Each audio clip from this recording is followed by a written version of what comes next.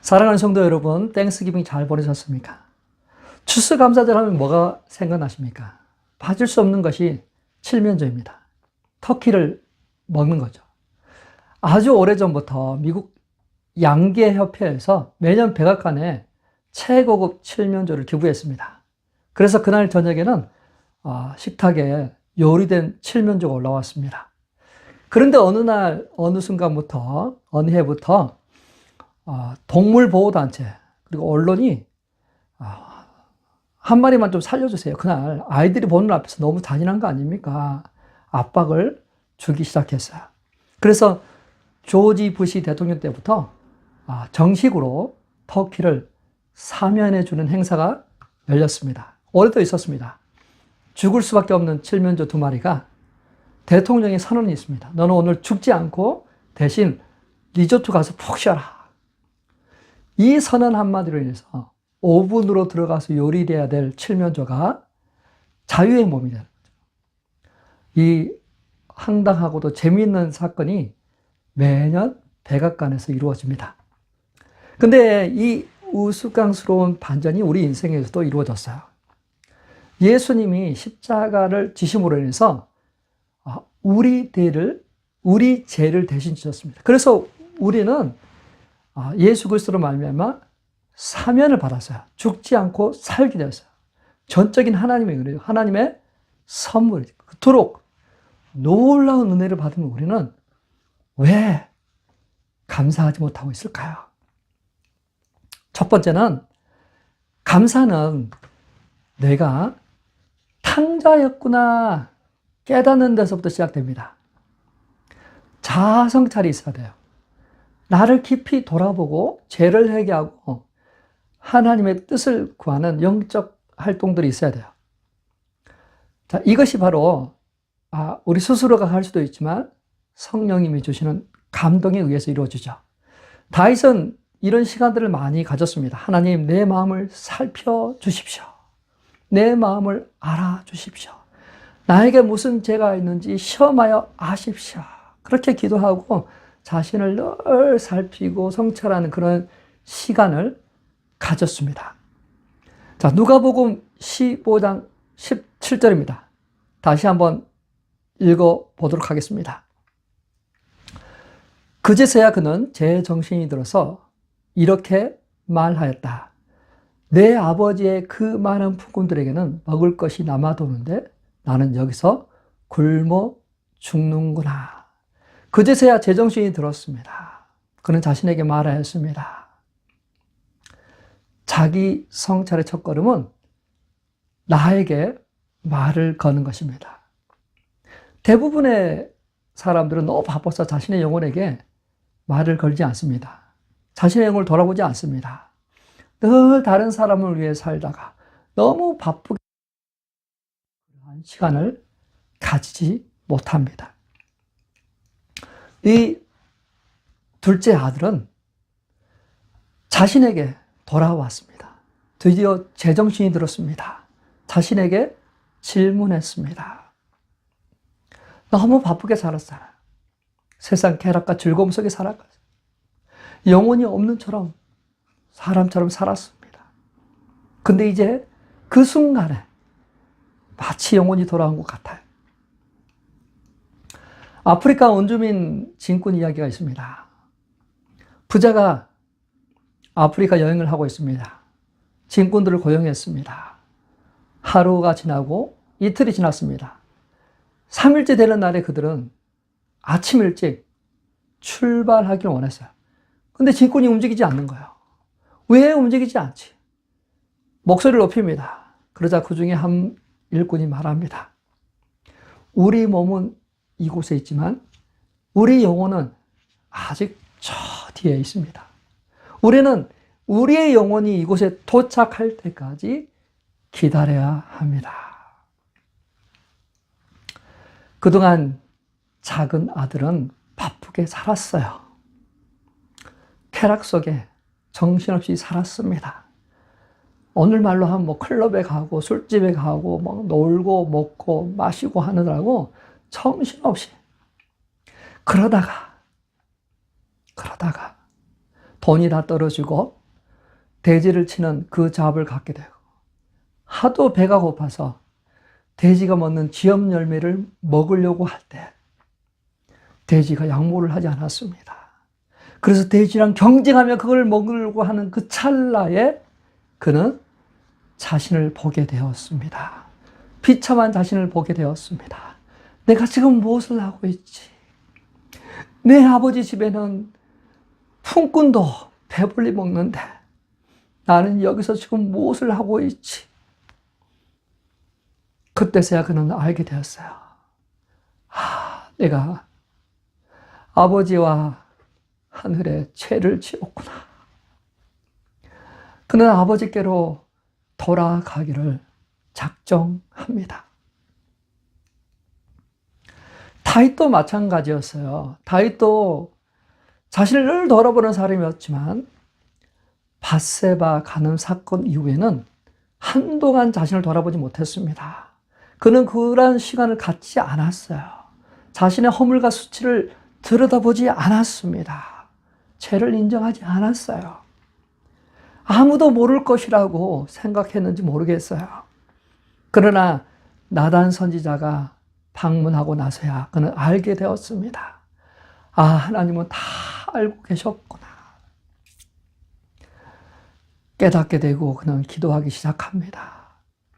하나님, 내 속에 정한 마음을 새롭게 하여 주십시오. 정직한 영혼을 새롭게 해 주십시오. 주의 성령을 내게서 떠나지 마옵소서. 사랑하는 성도 여러분, 우리도 마찬가지입니다. 죄가 보이지 않으면 감사가 안 나옵니다. 내가 당장인 것을 깨달아야만 감사가 돼요. 자신의 죄를 보면 고백합니다. 주님, 저 같은 쓰레기를 구원해 주셨네요. 저 탕자였습니다. 감사합니다. 자, 감사는 여기서부터 시작하는 거예요. 자신의 진면목을 보게 될 때서야 감사가 나옵니다. 두 번째로, 감사는 내 아버지가 누구인지를 알 때 그 감사가 깊어집니다.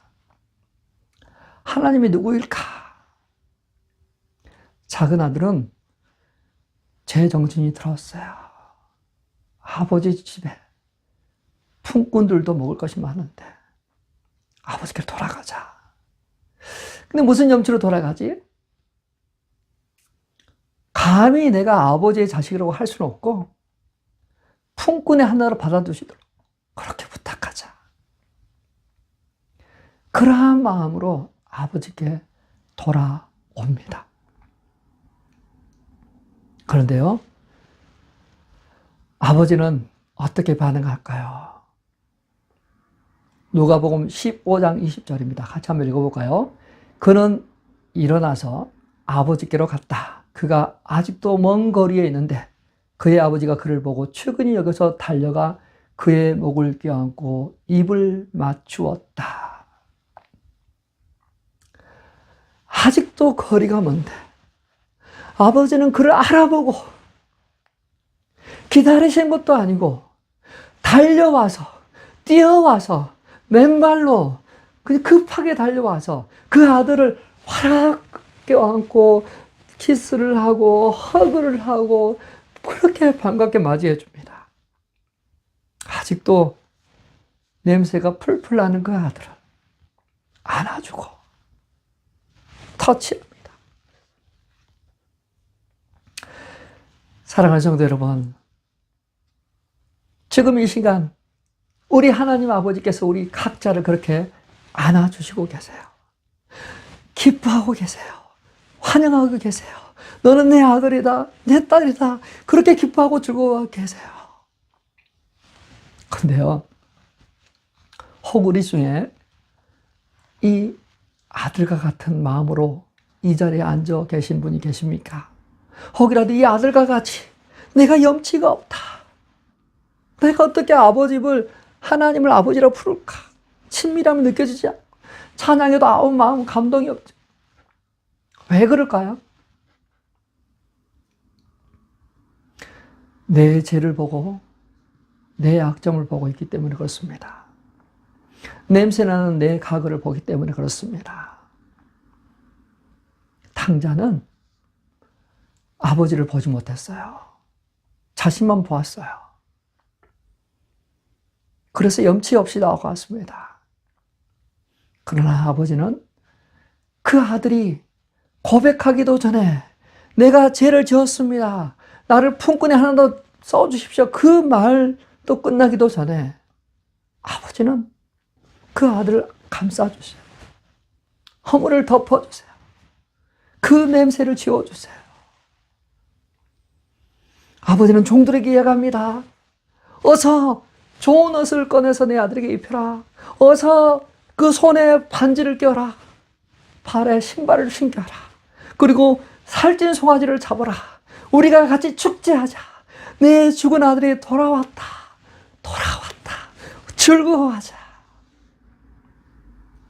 사랑하는 성도 여러분, 나의 약점을 보지 마십시오. 나의 실수를 바라보지 마세요. 주님의 은혜를 바라보세요. 변치 않는 우리 하나님을 바라보세요. 그랬을 때 우리 안에 다시 한번 기쁨이 올 것입니다. 로마서 5장 8절입니다. 그러나 우리가 아직 죄인이었을 때 그리스도께서 우리를 위하여 죽으셨습니다. 그리하여 하나님께서는 우리에게 대한 자기의 사랑을 실증하셨습니다. 확증하셨습니다. 지금 이 순간에 우리는 한번 생각해야 돼요. 난 자격이 없어. 나는 염치가 없어. 그 모든 것을 잠재우십시오. 대신 주님의 음성을 들으시기 바랍니다. 주님의 사랑을 기억하시길 바랍니다. 하나님께서 우리를 사랑하셨어요. 우리가 죄인 됐을 때, 우리가 의롭고 착하고 준비됐을 때가 아니라 우리가 이미 더럽히고 죄인 되었을 때 이미 자기 아들을 십자가로 죽게 하셨습니다. 그리고 우리에게 소문을 하세요. 너는 내 아들이다. 내 딸이다. 백악관에서 터키 사면할 때 터키가 무슨 어려운 것이 있습니까? 다만 대통령의 권위로서 사면하는 거예요. 그것처럼 하나님 아버지께서 우리에게 사면하시는 거예요.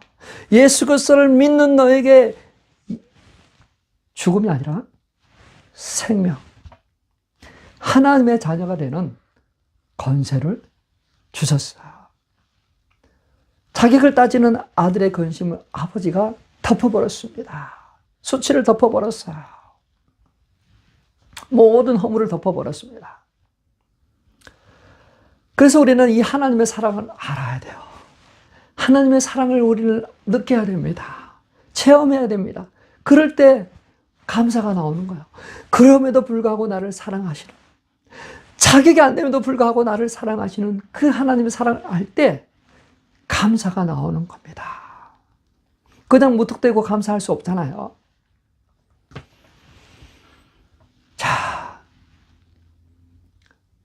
둘째 아들은 내가 탕자였구나 자기 인식을 할 때 감사가 나오기 시작했습니다. 그럼에도 불구하고 아버지께서 자기를 안아주시고 감싸주시고 자식으로 맞이해 줄 때 감사할 수 있었습니다. 그런데요, 나를 알지 못할 때 감사가 나오지 않습니다. 대신에 원망 불평이 나올 수 있어요. 나를 알지 못할 때 원망 불평이 나온다고요. 누구의 모습에서 그런 면을 발견할 수 있을까요? 첫째 아들입니다. 첫째 아들. 그는 모든 감사할 조건을 갖추고 있었습니다. 그런데도 감사하지 못했습니다. 우리는 이 아들을 통해서 우리의 내면 세계를 들여봐야 돼요. 왜 나만 이렇게 고생하나? 왜 하나님께서 나에게 염소 새끼 하나도 주시지 않을까? 원망하는 마음이 들 수 있어요. 자, 이 모습은 큰 아들의 모습이고 자아 인식 부족 때문이에요. 첫째 아들은 내가 얼마나 많은 것을 가지고 있는지를 몰랐어요. 아버지께서 말해줍니다. 내 것은 다 내 것이다.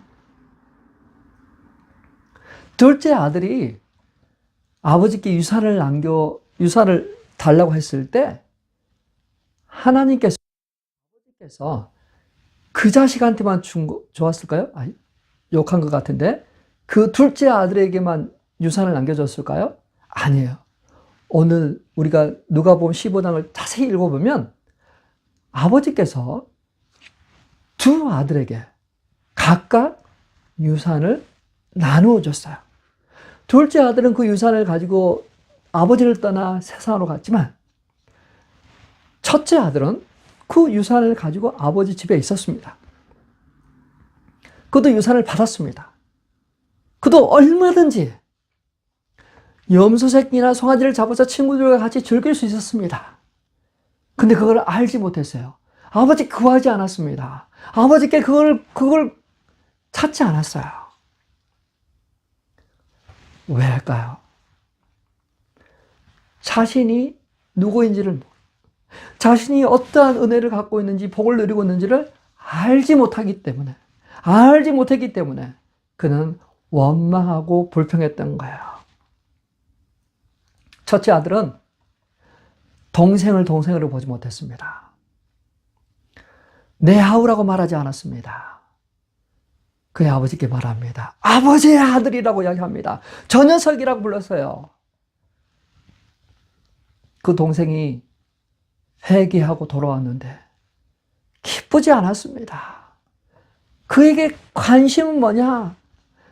나의 의로움이었어요.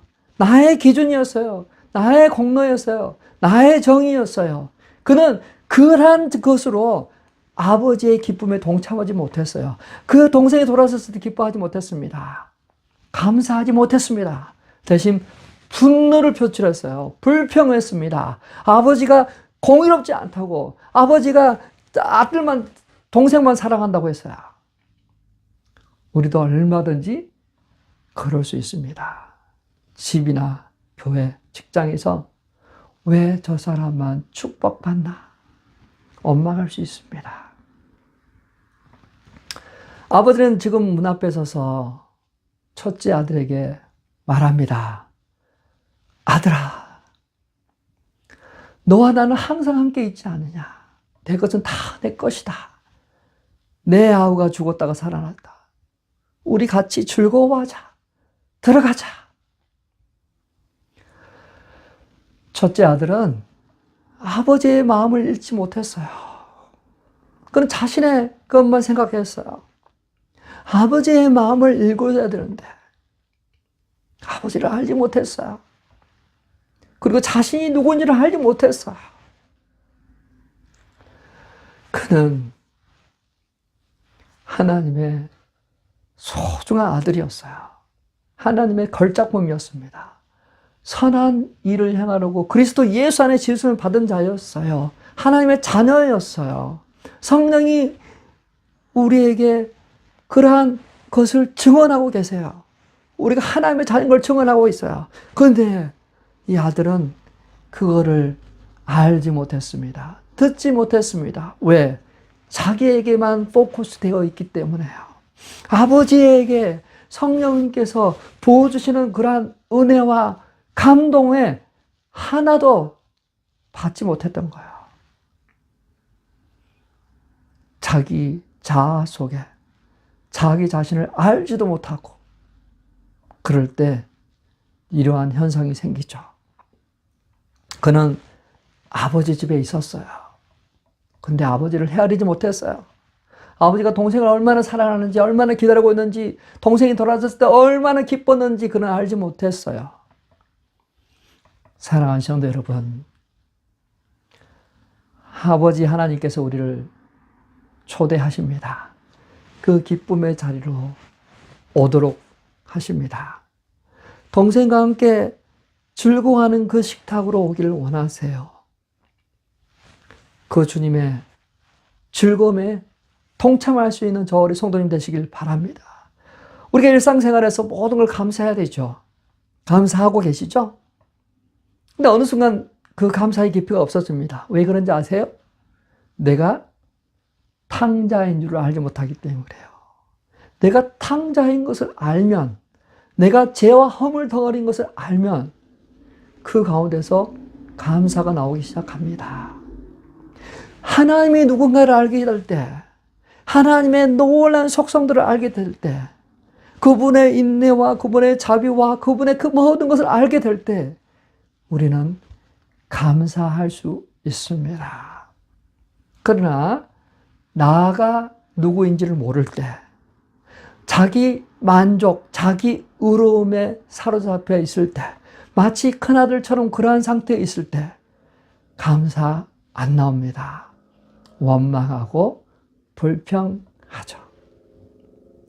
사랑하는 성도 여러분, 우리가 계속해서 감사하는 성도 되길 바랍니다. 모든 일에 감사하길 바랍니다. 어제나 오늘이나 동일하신 그 하나님의 사랑이 우리 가운데 있습니다. 기뻐하고 즐거워하고 감사한, 아무것도 염려하지 말고 모든 일에 기도와 간구로 우리 구할 것을 하나님께 구하고, 그래서 하나님의 평강이 우리 마음과 생각을 주관하고 기뻐하고 즐거워하는 그러한 삶 되시길 바랍니다.